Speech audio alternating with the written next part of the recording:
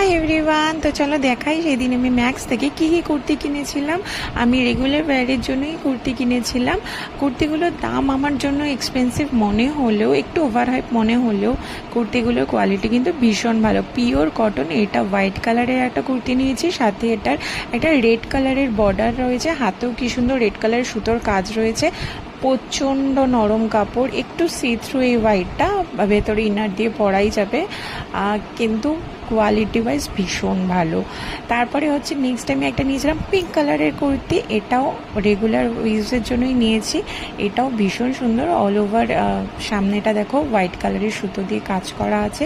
কাপড়গুলো ভীষণ ভালো, প্রচণ্ড নরম, সাথে পকেটও আছে সব কটা কুর্তিরই।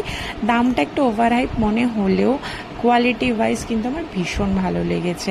আর যে কুর্তিটা আমি পরে রয়েছি সেটাও কিন্তু আমি ম্যাক্স থেকেই কিনেছি, আর তিনটে কিনেছিলাম বলে একসাথে আমি 300 টাকা অফও পেয়েছি। তো চলো দেখা হবে নেক্সট ব্লগে, টাটা।